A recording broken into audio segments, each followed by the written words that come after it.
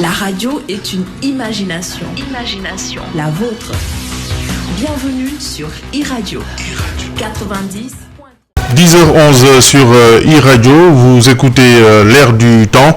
Bienvenue donc à votre émission dominicale consacrée au décryptage de l'actualité. Je suis Bokar Alpha Khan et je remplace avec grand plaisir Alassane Samba Diop que vous retrouverez dimanche prochain si Dieu le veut. Aujourd'hui nous allons parler de trois sujets. D'abord de l'affaire Aliou Sall, BBC, BP et Petro-Tim qui polarise les attentions depuis une semaine maintenant. Ensuite, le président de la République a instruit le ministre de la Justice de préparer un projet de loi à cet effet. L'objectif visé est l'adoption de sanctions exemplaires. C'était lors de la levée des couleurs en début de semaine au Palais de la République. Enfin, nous parlerons de France Média Monde qui va installer à Dakar en octobre prochain une radio avec deux rédactions, Peul et Mandingue.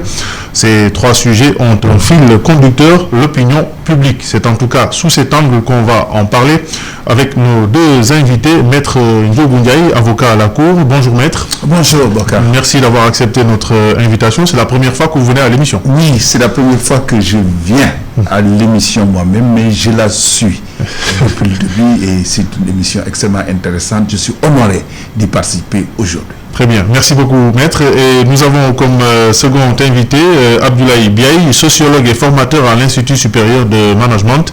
Bonjour Monsieur Biaye. Bonjour. Merci à vous aussi d'avoir accepté notre invitation. Vous aussi, c'est une première. Oui, c'est une première. Merci pour cette invitation. Alors, nous allons aborder donc le premier sujet qui concerne donc l'affaire Petro-Tim, Aliou Sall, BBC, BP. En tant que citoyen, que vous inspire cette affaire? Juste en tant que citoyen. Oui, en tant que citoyen, je crois que c'est une bonne chose en fait, que cette affaire soit mise sur la place publique, pour que les gens en discutent, qu'on en parle ouvertement, et que véritablement nous autres citoyens sénégalais, nous sachions ce qu'il en est véritablement. Très bien. Monsieur Biaye, quel est votre sentiment global? Bon, effectivement, comme l'a dit Maître Ndiaye, je crois que c'est quand même une bonne chose.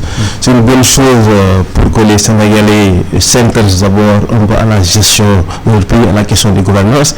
Mais deux choses, c'est une bonne chose parce qu'on a toujours parlé de la malédiction du pétrole. Et je pense que tout le monde sait qu'aujourd'hui, dans le cadre mondial, des pays qui ont mis l'accent sur cette monoproduction du pétrole aujourd'hui sont en train de sombrer. Je pense que le Sénégal a une autre ressource beaucoup plus importante que le pétrole, qui est le solaire. Je pense que cette histoire-là va permettre au Sénégal de savoir qu'en réalité, le pétrole, peut-être on ne va pas encore trop gagner du pétrole. Alors, c'est intéressant ce que vous dites, parce que vous pensez tous les deux que c'est une bonne chose. Mais comment des citoyens qui pensent que c'est une bonne chose que le débat soit posé, peuvent-ils s'organiser pour que cette affaire ait une suite et qu'elle ne soit pas classée sans suite, avec le temps? Mais oui, ça a déjà commencé. Il m'a été donné de savoir qu'il y a une pétition qui est en cours. Et c'est une pétition extrêmement importante parce que c'est une pétition qui est très sérieuse, qui mobilise, et il y a des autorités, des personnalités de haut rang qui, me semble-t-il, aujourd'hui ont signé cette pétition, et cette pétition est en train de circuler. Il y a également d'autres moyens de pression qui font véritablement que cette affaire ne pourra pas être passée sous perte et profit. Mais arrêtons-nous une seconde sur la pétition. Une pétition, elle engage qui? Elle sert à quoi? À quoi ça peut aboutir? Mais une pétition, c'est le moyen de pression par excellence. C'est le moyen de pression par excellence. Parce que c'est ça qui montre que la crédibilité du dossier et l'implication de citoyens et certainement d'hommes de valeur et d'hommes de leaders d'opinion qui se positionnent sur le règlement de cette question. Mais est-ce que le procureur aujourd'hui peut, sur la base de cette pétition-là, s'autosaisir ou dire que je vais ouvrir une enquête ou je vais faire quelque chose? Oui. Est-ce que la loi le prévoit déjà? Non, c'est pas du point de vue législatif, mais du point de vue... moral. Non, du point de vue pression. Oui. Le procureur, il a l'opportunité de poursuivre. La loi ne l'impose pas d'initier une poursuite sur la base d'une pétition. Non. Mais il subit des pressions comme toute autorité. Si la pétition, si les moyens de pression, comme les marches, comme la mobilisation de citoyens ou d'organisations de la société civile est tel qu'il est un poids, mais qui peuvent certainement pousser le procureur à voir qu'il est opportun de prendre des initiatives dans ce sens. C'est cela l'intérêt. Abdoulaye Biaye, comment pensez-vous que l'opinion doit s'organiser pour justement mettre la pression sur les autorités pour qu'on clarifie cette affaire? Bon, demander à l'opinion de s'organiser peut poser problème. On sait que l'opinion publique, quand même, elle est plurielle, n'est-ce pas? Elle est versatile. Il y a énormément de segments au niveau de l'opinion. Il y a les partis politiques, il y a les groupes de pression, il y a d'autres éléments. Mais comme l'a dit Maître, on sait qu'aujourd'hui, quand même, l'opinion est le fondement du jugement moral. Donc, si aujourd'hui, par exemple, le président de la République s'est senti obligé, le jour même de la Courité, de se prononcer sur ce fait-là, ça veut dire que c'est un cas pesant. Maintenant, aujourd'hui, les gens s'organisent, il y a des entités existantes, il y a des pétitions, mais ce qui est intéressant, c'est que le débat soit posé pour que les gens sachent un peu quelle est cette part de vérité. Parce qu'il y a quand même une institution comme la BBC, qui est un organe de presse respectable, n'est-ce pas, en Angleterre, qui produit une information.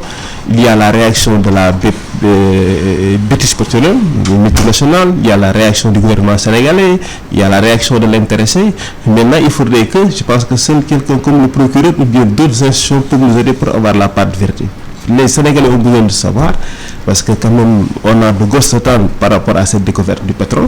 Et ce qui fait que si ça commence mal, au moment où on n'a même pas démarré la production, on a une information pareille, ça pose problème. Donc aujourd'hui, on sait que par rapport aux faits politiques, les Sénégalais s'intéressent uniquement à la participation politique, vote. Mais aujourd'hui, on sent quand même que ce soit le niveau de population, il y a une demande de gouvernance, il y a une demande de bonne information, il y a une demande par rapport surtout à la bonne gestion un peu de nos deniers publics. Alors, l'idée, c'est de transformer l'essai, si on peut emprunter un peu le langage du rugby. C'est-à-dire, le débat est posé, les questions sont sur la table, mais quelle suite à donner? C'est ça la vraie question. C'est-à-dire, est-ce qu'on arrivera à avoir des commissions d'enquête sérieuses, crédibles, autonome, indépendante, pour faire la lumière sur cette affaire et que l'opinion ait confiance, parce que tout le monde aussi n'a pas forcément confiance à la justice. On a entendu des gens dire que si on doit faire une enquête, c'est pas à la justice. Donc comment l'opinion peut mettre la pression pour que on ait en tout cas des instruments indépendants d'analyse de cette affaire? Oui. Ce que dit le professeur Biaye est extrêmement intéressant. Ça veut dire quoi? Ça veut dire qu'aujourd'hui, effectivement, l'opinion publique sénégalaise est à un niveau de formation tel que cette affaire va être suivie. En d'autres temps, ce genre de questions n'intéresserait que les politiques. Mais aujourd'hui, tout le monde est mobilisé en quelque sorte. Sauf qu'il y a un petit détail, maître Biaye. Cette affaire Petro-Tim, on en parle depuis longtemps. Sauf que c'est avec ce reportage de la BBC que ça a pris une certaine ampleur. Mais à la limite, il n'y a rien de nouveau. Mais comment on peut expliquer qu'aujourd'hui, et non il y a 5 ans, personne n'a songé à mettre la pression pour faire la lumière sur cette affaire? Ben ça c'est normal, c'est la maturation d'une question comme celle-là, c'est normal. Mais on ne peut pas nier qu'aujourd'hui, au moins, il y a une frange extrêmement importante de la population qui est en train de se mobiliser pour le règlement de cette question. Et c'est ça qui est intéressant. Et c'est ça qui va obliger les décideurs à prendre les décisions qu'il faut et permettre effectivement aux citoyens de suivre l'évolution de cette question. Pour l'instant, ils n'ont pas l'air d'être obligés de faire la lumière. Mais le gros problème, c'est que l'information déjà n'était pas destinée à la consommation locale. Je pense que l'information est aussi destinée non seulement en Angleterre, pour British, n'est-ce pas? Donc au public, en Afrique, et voyez même la pétition non pas net, c'est pas seulement au niveau sénégalais, c'est aussi au niveau africain. Je pense qu'il y a beaucoup de gens qui ont signé ces pétitions qui ne sont pas des Sénégalais déjà. Donc ce qui fait qu'il y a aujourd'hui tout un monde qui suit. Donc hors du Sénégal, au niveau de la diaspora, les gens travaillent et les gens ont des mécanismes pour avoir l'information. Pourquoi effectivement aujourd'hui il y a cette réaction? Parce qu'il y a des faits nouveaux. On a toujours parlé du pétrole, mais peut-être que ce qu'il disait, c'était marqué. Quand Sonko parle du pétrole, peut-être quand Baba Aïdara parle du pétrole, quand peut-être Moudban parle du pétrole, tout le monde va dire que ça c'est de l'information commanditée. Mais quand la BBC en parle, avec la manière, en utilisant les réseaux sociaux, en utilisant le canal qui permet de toucher des millions de personnes, effectivement, les gens vont dire attention. Donc les gens qui n'ont jamais été intéressés par cette question, peut-être vont dire attention, qu'est-ce qui se passe? Ce qui fait qu'aujourd'hui, quel que soit le cas, le gouvernement est obligé de réagir. Maintenant, la difficulté dans notre pays, on sait que, moi je dis, c'est les régimes libéraux ont un peu trop neutralisé nos corps de contrôle. Si on avait par exemple soit une inspection général d'État ou bien une cour des comptes qui avait un peu cette indépendance, cette liberté d'aller chercher, et que la Cour des comptes dépose un document, les gens diront que ok. Mais on n'a pas un peu les mêmes stratégies que certains pays où on peut avoir par exemple un procureur indépendant, n'est-ce pas, qui peut décider lui-même de faire, comme dans le cadre de la France sur tel. Oui. Donc d'aller chercher l'information et de dire voilà un peu la réalité des faits. Ça c'est le problème. Maintenant, les mouvements de pression, il y a plusieurs types de mouvements de pression. Si ce sont nos partis politiques seulement qui vont le faire, on voit que eux-mêmes ils ne s'entendent pas. Il y a ceux qui sont dans tel front, d'autres dans d'autres fronts. Les gens ne vont pas s'engager. Donc le débat aujourd'hui, certains essaient de dire que c'est faux, c'est pas vrai sur tout, mais on sait qu'il y a une information qui mérite d'être crédibilisée, d'être vérifiée. Justement, le fil conducteur de cette émission, donc c'est l'opinion publique. Est-ce que si cette affaire avait éclaté 2 mois avant la présidentielle, ça aurait changé quelque chose selon vous? Bon, moi, ça dépend. Ça dépend. Parce qu'en réalité, cette affaire-là, elle éclabousse fondamentalement le sieur à l'une salle. Elle éclabousse fondamentalement le sieur à l'une salle, qui est en train de se défendre et qui sert à coup sûr va se défendre. Donc je ne crois pas qu'elle aurait eu quelque influence que ce soit si elle éclatait. Oui, évidemment. Parce que ce ne sont pas les protagonistes de l'élection présidentielle qui étaient fondamentalement en jeu. Et si peut-être Alioune Sall est très proche de Macky Sall, je parle du point de vue politique. Du point de vue politique, mais on ne peut pas aujourd'hui nier la bonne foi, si j'ose dire, du président Macky Sall sur, en tout cas, l'exploitation des ressources. Fondamentalement, il a suffisamment donné de gages, même tout récemment, sur le projet de loi, sur le partage des ressources naturelles. Sauf que le problème, c'est en 2012, personne n'a compris pourquoi il a signé ces décrets qui valident le contrat. Mais ça n'est pas encore clair. C'est ça la vraie question, en fait. Oui, mais ça n'est pas... Pour le reste, évidemment... Non, ça n'est pas encore clair. C'est ça. Ça n'est pas encore clair. Donc, on ne peut pas totalement le dédouaner non plus. Non, je ne le dédouane pas. Je parle en termes de retombées électorales. Oui. Je parle uniquement dans ce cadre-là. C'est ça, parce qu'on parle de l'opinion. Est-ce que ce sont des questions qui peuvent changer la perception de l'opinion et sa décision à la veille d'une élection? Je dis non. Voilà. Je dis non. C'est ça la question. Je dis non. Et aujourd'hui encore, la question n'est pas encore mûre. Parce que en termes de pression, tout dépend de la force de la pression. D'autant que scientifiquement, Abdoulaye Biaye, vous êtes sociologue, on n'a pas d'instrument de mesure de la popularité de nos leaders politiques, de nos hommes politiques, de l'opposition comme du pouvoir. On n'a pas d'instrument aussi de mesure de ce que pense l'opinion au Sénégal. Dans un autre pays, par exemple, facilement les gens allaient mesurer le pouls de l'opinion, parce qu'aujourd'hui, si on dit l'opinion, mais quel état de l'opinion, c'est pas. Mais on a demandé à l'opinion un peu son avis sur cette histoire de pétrole. Donc, pour mesurer non seulement le coût de popularité à l'Alioune Sall, mais en même temps aussi pour mesurer un peu les coûts de popularité du président de la République par rapport à ces faits-là. Donc déjà, mais malheureusement, on n'a pas d'instrument. Ce sont des indicateurs. Ce qui fait que même avant les élections, avant les élections, on sait qu'au Sénégal, il y a souvent énormément d'informations qui se passent, mais est-ce que cette information avant les élections pouvait faire quelque chose? Par exemple, on sait que durant cette campagne, beaucoup ont parlé de la gestion sobre et vertueuse, on a parlé de la gestion des deniers publics, on a parlé de la gouvernance, mais on sait que quand même le Sénégal a une tare, quels que soient les régimes, du PS jusqu'au régime Wade, il y a toujours eu quand même des soucis de délinquance financière. Donc ce qui fait que nous, nos hommes politiques, quelque part, par rapport à la gestion des politiques, des deniers publics, on n'est pas encore arrivé à un niveau de transparence et d'équité dans la gestion des deniers publics. Bon, maintenant, pour le problème du président Macky Sall, il y a tout ce qui est cas Karim Wade, cas Khalifa Sall, qui ont été emprisonnés pour des faits liés à la gestion. Et si cette histoire retombe, ça pose vraiment un problème. Moi je dis, tout est question de temps. Ça va venir. Cette question a commencé à mobiliser l'opinion publique. Ça va venir. Il faut du temps.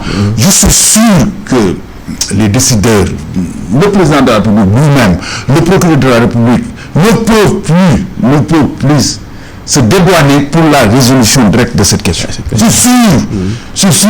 Les gens attendent que cette question soit réglée. Elle va l'être. Parce que les gens ne vont plus s'arrêter. Cette question va mûrir. L'opinion publique est en train de vivre. Les gens en discutent même dans les grandes places. Là où cette semaine je lave l'habitude de laver ma voiture et tout.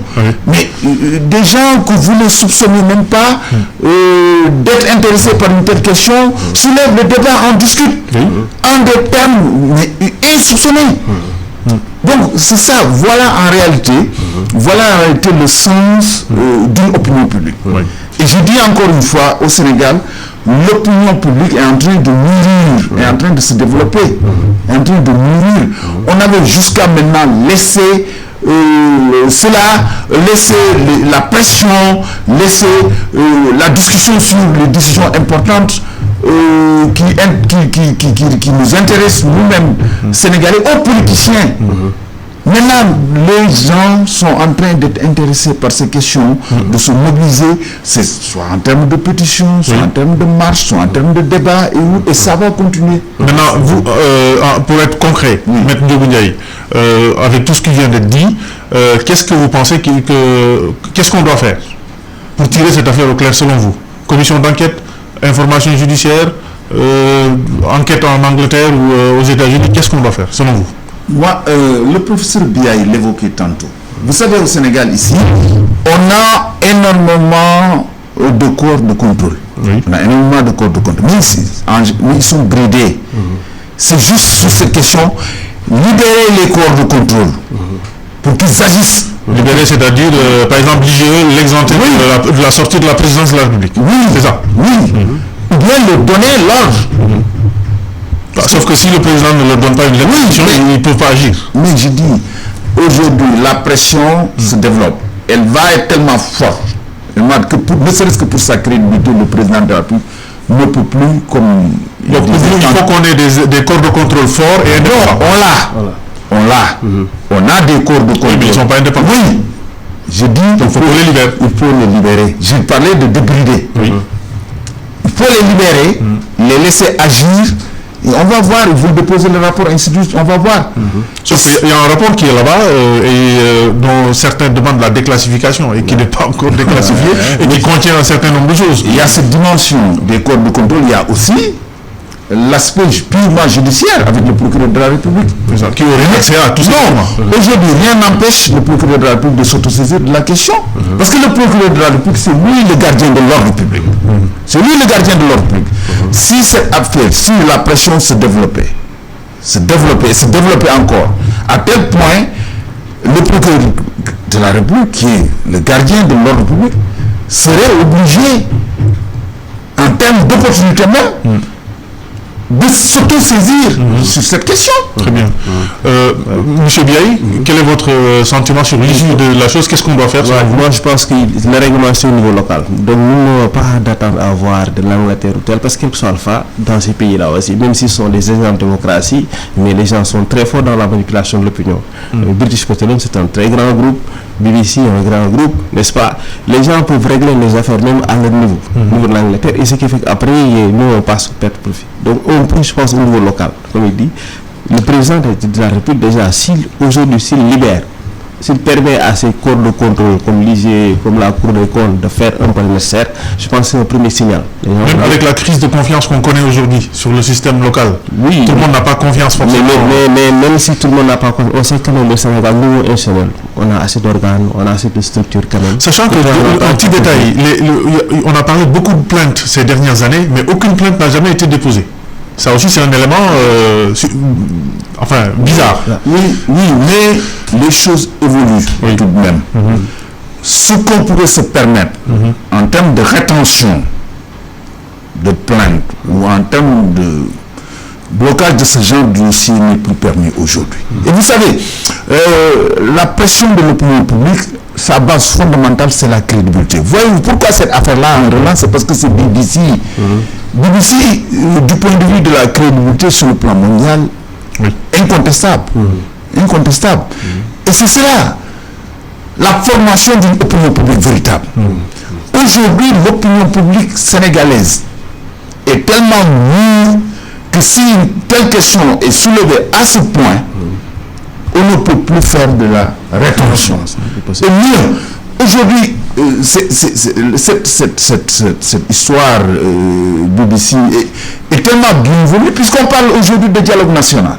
Et qui est ouvert, effectivement, qui ouvre même des perspectives de gage de sérieux et de crédibilité. Mais qu'est-ce qui empêcherait de poser cette question-là dans le cadre des débats des commissions et qu'elle soit prise en charge par le dialogue national. Très bien. La transition est toute trouvée. Vous parliez tout à l'heure d'une opinion publique qui est assez mûre. Est-ce que dans cette affaire lorsque le gouvernement décide de criminaliser le viol et la pédophilie, le président en a parlé lors de la levée des couleurs la semaine dernière, enfin en début de semaine, que le ministre de la Justice allait déposer un projet de loi à l'Assemblée nationale pour criminaliser le viol et la pédophilie. L'objectif est de mettre des sanctions exemplaires. C'est ce que réclamait l'opinion suite notamment à l'assassinat dans des conditions qu'on connaît de Binta Camara à Tambacounda. Oui, c'est ça le sens d'une véritable opinion publique crédible. C'est parti d'une émotion. C'est-à-dire que les crimes, c'est véritablement des crimes qui se sont portés sur de braves dames, parfois sur de jeunes filles, a tellement eu l'opinion publique que l'opinion publique s'est positionnée en sentinelle, en alerte, par rapport à la perspective d'une criminalisation du viol. Et ça a suivi, parce que c'était tellement crédible que ça a suivi. Et je dis, aujourd'hui... C'était pas politique en tout cas. Non, c'était pas politique. C'était pas politique. Et aujourd'hui, je dis, ceux qui agitent, ceux qui réclament la criminalisation du viol ne savent même pas combien ils ont raison aujourd'hui, combien ils ont raison. Parce que pourquoi je le dis? Je le dis en me positionnant sur le dispositif législatif. Sur le dispositif législatif, aujourd'hui, le dispositif législatif sénégalais est prêt pour accueillir véritablement une criminalisation du viol et que ça porte. Pourquoi je le dis? Parce que lorsqu'on avait des cours d'assises, parce que les cours d'assises, ça supposait non seulement des magistrats professionnels, mais l'institution du juré populaire. Lorsqu'on avait ça, si on avait criminalisé le viol, il ne serait pas sûr que ça allait avoir la même portée que la criminalisation aujourd'hui. Pourquoi? Parce que les jurés peuvent être gagnés par les sentiments, par des avocats qui savent plaider, qui savent jouer sur les sentiments à tel point qu'on peut criminaliser le viol, l'envoyer en cour d'assises et que finalement que celui qui a commis le viol soit condamné à une peine faible. Parce que les jurés peut-être sont sensibles à son sort, à sa situation. Oui, il s'agit d'un individu qui a perdu ses parents trop tôt. Ils n'ont pas le recul et la froideur. Voilà, la froideur du magistrat professionnel. Et aujourd'hui, il y a une réforme. Il y a une réforme qui a instauré les chambres criminelles. Les chambres criminelles, ça c'est extrêmement important du point de vue de l'enjeu de la criminalisation du viol. Les chambres criminelles sont composées uniquement de magistrats professionnels. Ceux qui m'excusent, mais j'allais dire, pour me faire comprendre qu'ils n'ont pas de sentiments. Pour me faire comprendre. Évidemment, qu'ils m'excusent un peu, mais c'est pour mieux me faire comprendre. C'est des magistrats professionnels qui ont appliqué la loi dans toute sa rigueur. Donc, aujourd'hui, il est à peu près certain que si le viol est criminalisé, ceux qui le réclament du point de vue de la sanction à des fins dissuasives et tout, vont véritablement arriver à leur fin. Très bien. Ablaye Biaye, sociologue, comment vous analysez un peu la position de l'opinion, d'une façon générale, sur cette affaire de viol et de meurtre ces derniers temps? Comme l'a dit Maître, effectivement, ces crimes qui ont été commis récemment, effectivement, ont émis l'opinion et ça crée un sentiment de peur, n'est-ce pas? Parce que quand on voit quand même des filles qui sont exposées, et si on remarque aujourd'hui quand même que l'histoire de Tamba n'est que aussi une sorte de résultat de tous les cas qu'on a répertoriés. Si on dit au Sénégal, par exemple, on dit le bureau de droit de Pékin, chaque jour, on enregistre 1 ou 4 cas d'abus sexuels. Et en 2016 et maintenant, 3000 66 cas de viol, 506 cas d'inceste. On dit attention quand même. Et dans ces cas-là, la société est unie, il faudrait qu'on réagisse. Et comme on dit, la loi, le président de la République, c'est le garant de la Constitution. Mais cette Constitution est alimentée uniquement par quoi? Par l'opinion, par la coutume, par les sentiments, par les convictions des populations. Et aujourd'hui, effectivement, le sentiment global, l'état d'opinion tend effectivement vers une criminalisation un peu de cette viol-là. Et ce qui fait que, comme on dit, un président, il est tenu par moment de répondre à l'appel de l'opinion. Et je crois que ça a été une bonne chose. Alors, maintenant, la question qu'il faut poser peut-être à mettre, c'est de voir, souvent on voit avec l'avènement des chambres criminelles, si le viol est criminalisé, il ne va plus passer par le tribunal correctionnel, ça va passer par l'instruction. Donc le temps mis, souvent peut aussi, ça peut être long. Mais on va attendre de voir un peu ce qu'il y aura dans ce projet de loi. Quelles sont les orientations prises, les sanctions prévues, etc. Comment tout cela va se mettre en place. Mais du point de vue de l'opinion, dans le même temps, une partie de l'opinion a réclamé le retour de la peine de mort et le gouvernement a dit niet. Oui. La peine de mort, c'est une autre question. La peine de mort, sa suppression s'inscrit dans le cadre de notre arrimage à des conventions internationales. C'est pour ça, d'ailleurs, que la suppression de la peine de mort a été un long processus pour le Sénégal. Et c'est pour ça que cette question, elle est aujourd'hui très délicate du point de vue de son revirement. C'est pas la même chose. Mais elle n'a pas été traitée. Oui, je dis, elle n'a pas été traitée parce que c'est difficile. Dans un débat. C'est difficile parce que des chefs religieux ont dit qu'il faut qu'on ramène la peine de mort. Oui, ils l'ont dit. Oui. Mais je crois qu'on a un peu sous-estimé le processus du point de vue législatif au Sénégal qui a abouti à la suppression de la peine de mort. Ça a été un long processus pour en arriver là. Et d'ailleurs, lorsqu'on a que la peine de mort existait encore, il n'y avait que deux cas, je pense, qui sont allés jusqu'à... Oui, mais rien n'empêchait les juges d'en faire l'usage. Tout à fait. Mais enfin, ce que je veux dire, c'est lorsqu'un État signe des pactes, s'inscrit dans des perspectives de protection de droits humains sur le plan international et autres, revenir subitement en arrière et imposer encore la peine de mort me semble être une situation extrêmement difficile. Est-ce qu'ils ont tenu compte des réalités sociales, culturelles du Sénégal? Je ne dis pas qu'on ne va pas revenir à la peine de mort. Oui, mais je ne dis pas qu'on ne va pas revenir. C'est la question qui se pose. Oui. Si des Sénégalais estiment que la peine de mort doit revenir pour sanctionner un certain nombre de crimes, quelle attitude doit avoir le gouvernement face à cette opinion? Mais pas tout de suite. C'est-à-dire que ce n'est pas parce que quelques citoyens se lèvent, défendent une position que automatiquement un État ne fonctionne pas comme ça. Oui, mais le débat doit être posé. Oui, le débat est même posé. Oui. Le débat est posé. Mais il a été évacué par le secrétaire d'État, des droits humains qui disait que la peine de mort est exclue, son retour est exclu. Oui, mais c'est son avis. Oui, c'est son avis. C'est l'avis du gouvernement. Vous le savez, Bokar, vous le savez mieux. Il ne parle pas intuitif personnel, il parle en tant que... Oui, mais il n'a pas de pouvoir. Il n'a pas de pouvoir réglementaire. Oui, mais ça traduit... Le ministre même n'a pas de pouvoir réglementaire. Oui, mais ça traduit une position officielle. Le secrétaire d'État, non, c'est pas évident. Il n'est pas le porte-parole du gouvernement. Oui, mais enfin, bon... Attention, il émet son avis propre. Il émet son propre avis. Je ne suis pas sûr que ce soit son avis propre. Il faut le démontrer. Mais rien ne subodore qu'il s'agit véritablement d'un avis officiel. En tout cas, la société est partagée et divisée. Vous avez bien dit que la société est partagée. Mais ce n'est pas évident que l'opinion plaide effectivement pour le tour de la peine de capitale. Donc ça a été un avis d'une bonne partie de l'opinion. Mais si on avait des instruments de mesure, on allait voir est-ce qu'effectivement, si vous voyez même parmi les religieux, il y a des segments religieux qui sont proposés carrément contre effectivement le tour de la peine capitale. Juste pour dire qu'effectivement, par moment, l'opinion peut réagir, mais l'opinion peut réagir sous le poids de l'émotion. Ce qui fait qu'effectivement, et un État effectivement a cette obligation de temps en temps de pouvoir faire le tri. N'est-ce pas? De ne pas tout le temps subir un peu l'avis de l'opinion et de faire le choix. Donc, comme il a dit, l'élimination de la peine de mort a été un long processus. Mais il y a quelque chose qui est intéressant dans la façon dont le débat est posé.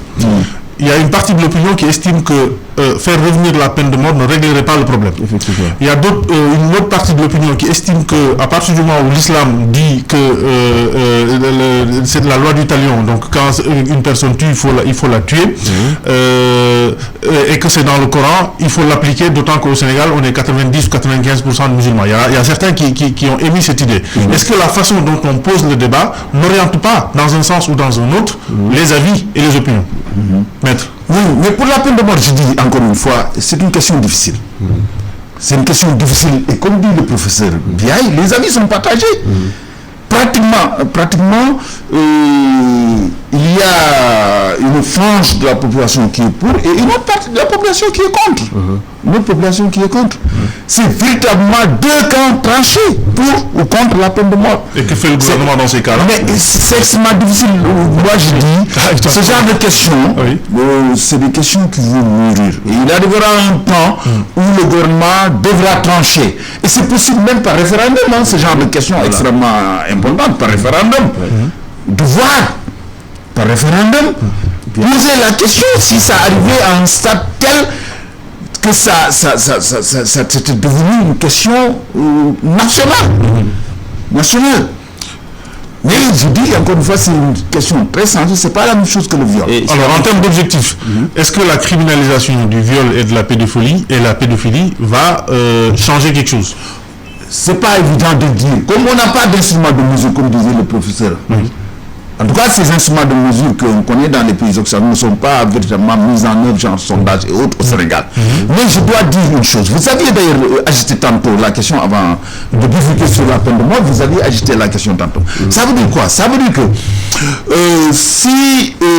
tant que le viol n'était pas criminalisé, il était possible pour le procureur de la République, par son opportunité de poursuite, d'évacuer la plupart des dossiers de viol en audience correctionnelle ou en flagrant délit. Évidemment, ça allait vite, mais ça avait aussi un inconvénient. Ça avait un inconvénient qui consistait à voir quelqu'un qui est auteur d'un viol pour qui son jugement est rapidement évacué et qu'il ait énormément de chances d'être libéré. Parce qu'on n'a pas eu le temps de faire toutes les investigations nécessaires et de savoir si véritablement c'est lui qui a commis le viol ou non. Maintenant, avec la criminalisation du viol, le procureur de la République est obligé d'ouvrir une information. Le viol ne peut plus aller en flagrant délit s'il est criminalisé parce que c'est un crime et c'est la loi des chambres criminelles. Et donc il faut effectivement une ouverture d'une information et une instruction. Et l'instruction permet de fouiller, d'interroger, de donner des commissions rogatoires, de donner des mandats aux officiers de police judiciaire, de donner des délégations judiciaires et de maîtriser l'entier dossier et de savoir véritablement si celui-là, c'est lui qui a commis le viol ou non. C'est important, évidemment, ça a un handicap également, c'est la lenteur. Mais justement, c'est ce que je dis, parce qu'au vu des problèmes déjà qu'à la justice, des longues détentions, en termes d'absence, il n'y a pas assez de magistrats, il n'y a pas assez de bras pour gérer tous les dossiers, donc on va perdre encore beaucoup de temps, et c'est vrai, au vu du nombre de cas de viol à traiter. C'est vrai. Mais est-ce que l'enjeu n'en vaut pas la peine? Mais est-ce que la réponse que notre société donne à ces problèmes doit être pénale? Non, elle ne doit pas être forcément pénale, Ablaye Biaye. Je dis pas forcément pénale. D'abord, il faut d'abord mesurer. Je pense qu'on a criminalisé le trafic de drogue. Et je pense qu'il faut évaluer pour voir l'effet. Je pense que même les magistrats se plaignent. On voit qu'il y a énormément, parce qu'on a criminalisé le trafic de drogue, mais on sait qu'aujourd'hui le Sénégal est devenu encore un pays de transit. Et si on regarde même dans le comportement quotidien de nos jeunes, dans certains quartiers de plus en plus, on a institutionnalisé la consommation du chanvre indien. Ce qui fait que déjà, ça pose problème pour dire est-ce que la criminalisation a eu un effet positif ou pas. Maintenant, par rapport à ces délits-là, souvent vous savez, le viol, on dit, moi je dis c'est un délit domestique. Souvent, c'est un délit qui se déroule au niveau de l'entourage, soit c'est dans l'intimité, c'est le voisinage. Ce qui fait que souvent, les cas énormes ne sont pas souvent même dénoncés. Parce qu'il y a toujours cette question de soutora, de kersa, ce qui fait que les gens neutralisent. Donc, ce qui fait que, bon, en criminalisant, on peut avoir un effet positif, comme il dit, mais on peut avoir aussi un effet pervers, du fait un peu de la durée. Mais l'autre aspect, par rapport à ces délits-là, la première chose, c'est la prévention. La prévention, c'est quoi? D'abord, aujourd'hui, les victimes, surtout, ce sont les jeunes filles. On voit que de 3 à 19 ans. il faut carrément renforcer l'éducation des jeunes filles, l'éducation du leadership. Vous savez qu'il y a une étude qui a été menée, je pense, dans les zones urbaines africaines, au Cameroun, dans cahier d'études africaines, pour voir le comportement sexuel des adolescents. Ils se rendent compte que, des fois, le premier rapport de la jeune fille n'est pas l'initiative de la jeune fille, c'est un rapport qui est imposé par le partenaire, qui peut être le copain, qui peut être tel, et c'est un rapport qui se déroule sans sentimentalité.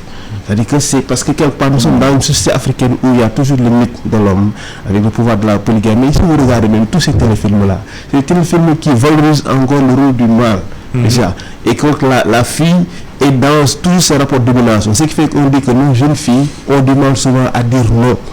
Et donc c'est qu'il y a un travail d'abord d'éducation pour les amener à avoir plus de personnel, plus de leadership, et deuxième chose pour pouvoir dénoncer. Donc, et pas seulement la jeune fille, le garçon, parce qu'aujourd'hui souvent dans les rapports on voit homme-femme, donc les garçons aujourd'hui quand ils parlent de gueule, c'est pas une histoire de sentiment. Donc ce qui fait que on a des cas de multipartenariat, de tournante où la jeune fille est perçue même comme un objet sexuel. Donc ce qui fait qu'il y a ce travail d'information à mener, que ce soit au niveau des écoles, au niveau de la famille, pour montrer que, attention, il faut toujours avoir ce rapport de respect, n'est-ce pas, vis-à-vis de la jeune fille. Mais c'est important. Vous allez avoir un problème dans cette démarche parce qu'on est dans un pays où culturellement tout ce qui touche au sexe est tabou. Mais moi j'ai fait un BA sur la scène de la reproduction et ça portait un peu sur ce thème. C'était pour voir un peu par rapport aujourd'hui à la lutte contre le sida, quel est l'état du discours de sexuel au niveau des adolescents. On se rend compte qu'il y a tellement d'informations et comment ils en discutent, comment ils en parlent. On sait que ce discours existe au niveau des adolescents de 12 à 19 ans, dans leur musique, dans leur parole, donc dans leur fait et ce discours est présent. Mais malheureusement la société effectivement elle est comme telle. Dès que ça arrive, on met l'accent sur les pesanteurs.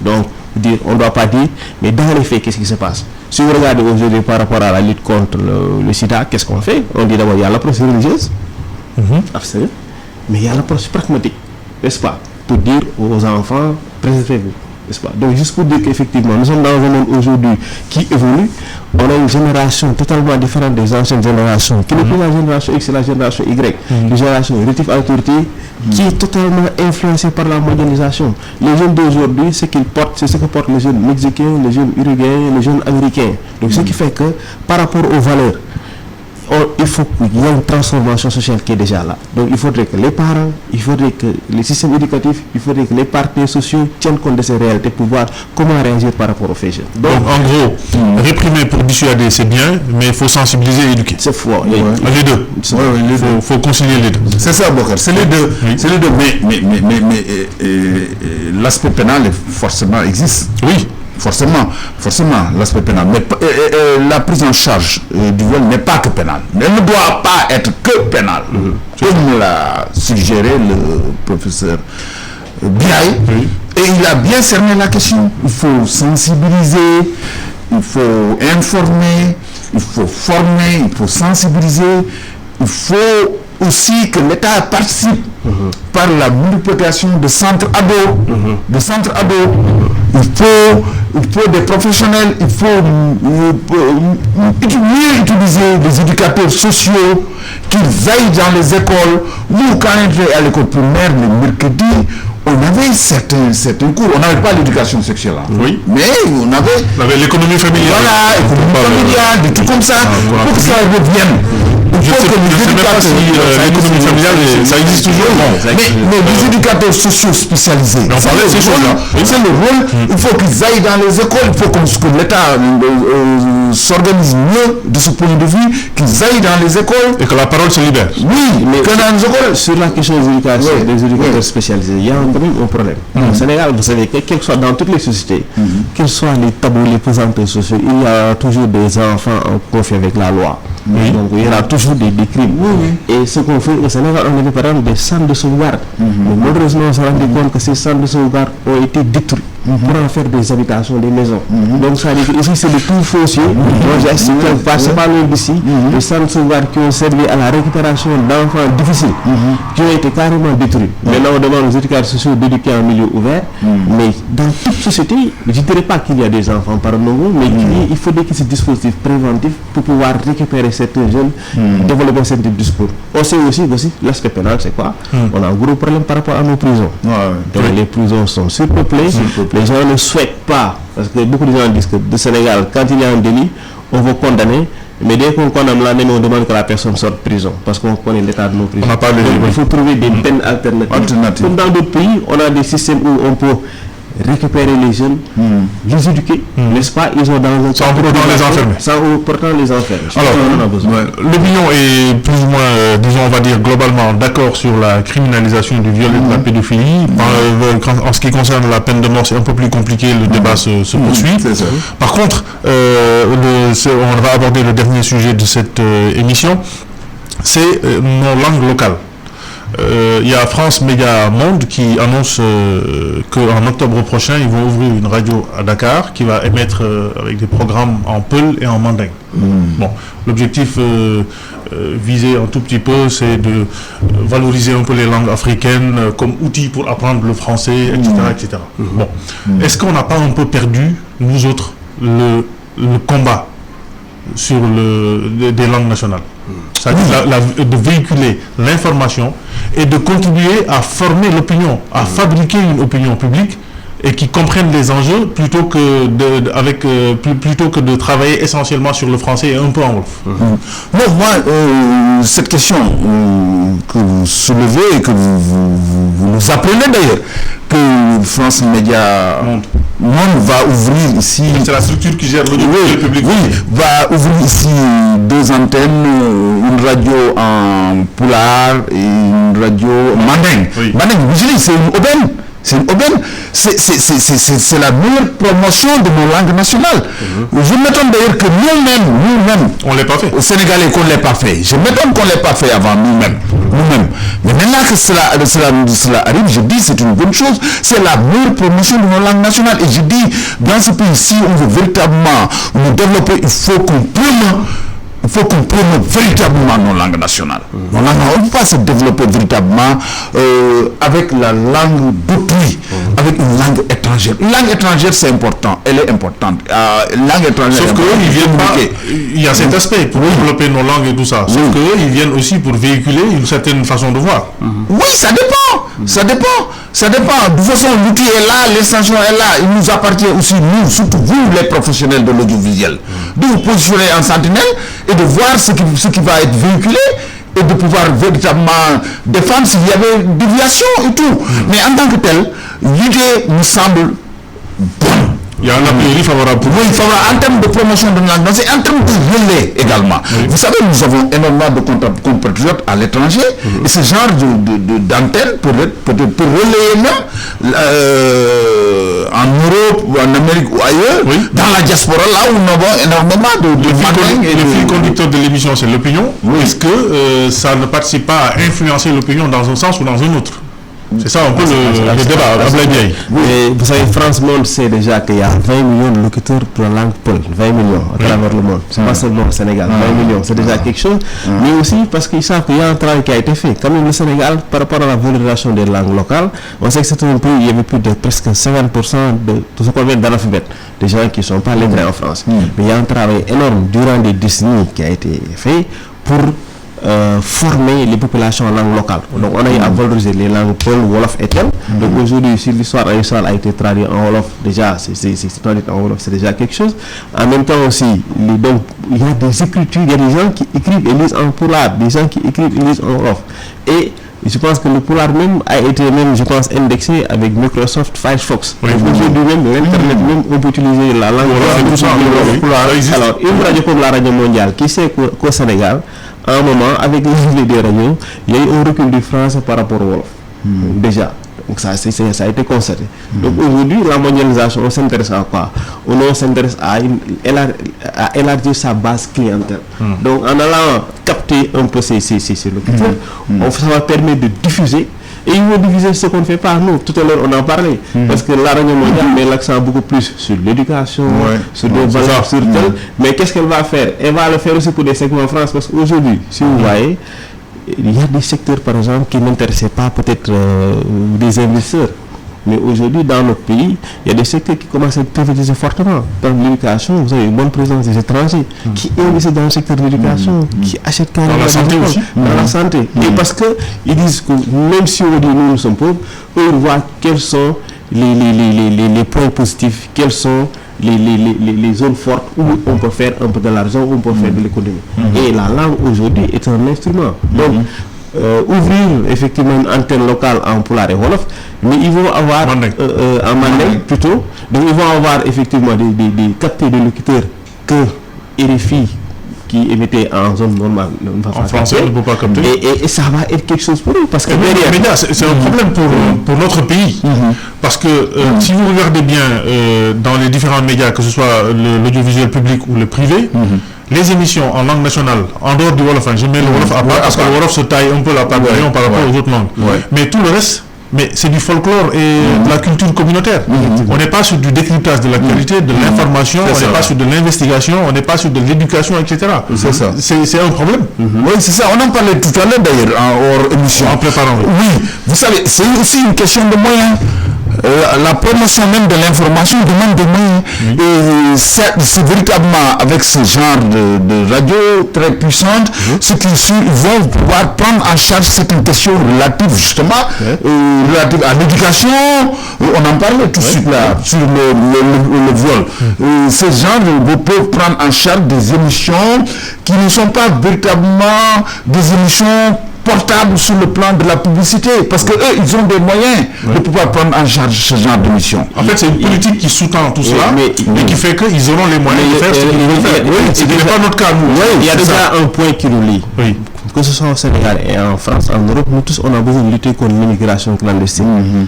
On sait que pour lutter contre l'immigration clandestine, il faut de la sensibilisation.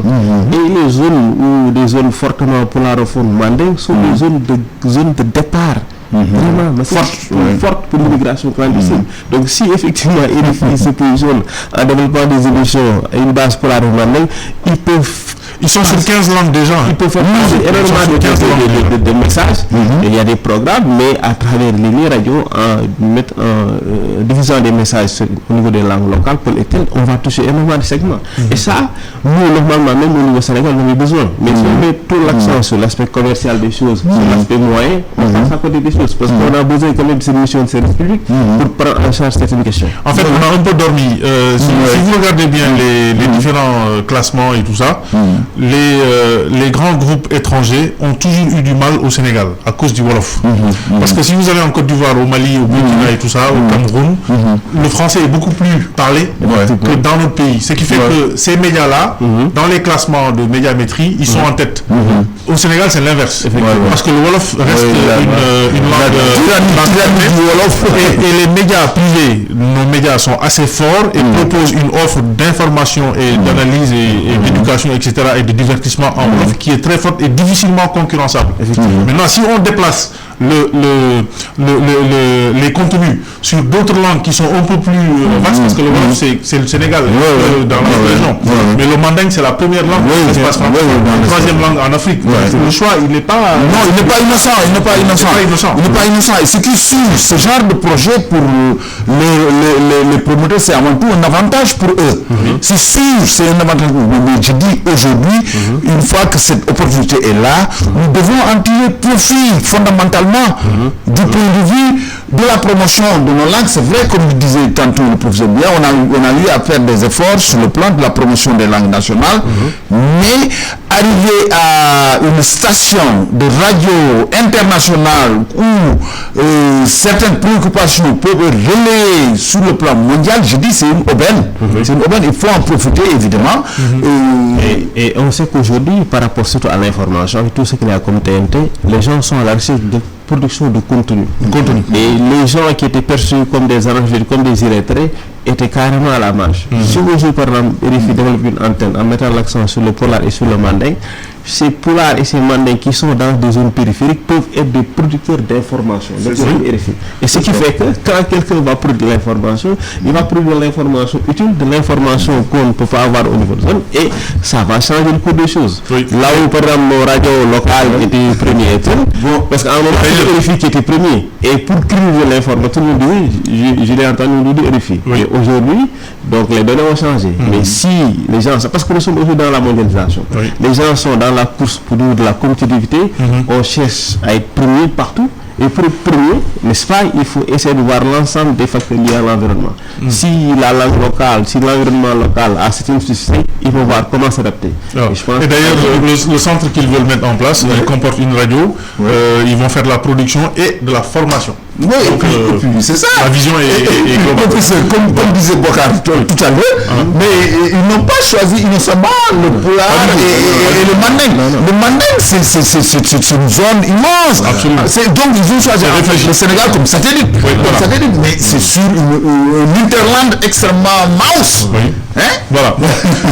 En tout cas, les débats vont se poursuivre. C'était très intéressant et enrichissant. Malheureusement, nous arrivons au terme du temps qui nous était imparti pour cette émission. C'était l'air du temps. On a parlé de l'affaire Aliou Sall, de la criminalisation du viol et de la pédophilie et de France Média Monde qui va s'installer à Dakar avec 2 rédactions en manding et en peul, avec comme invité Abdoulaye Biaye qui est sociologue et formateur à l'ISM, mais aussi avec Maître Ndiogou Ndiaye, avocat à la Cour. C'était un plaisir de vous recevoir. Les débats étaient riches et intéressants. Merci d'être venu. Merci aussi aux auditeurs d'avoir suivi cette émission qui est à présent terminée. Merci d'avoir suivi et à très vite sur iRadio pour d'autres débats. La radio est une imagination. La vôtre. Bienvenue sur iRadio 90.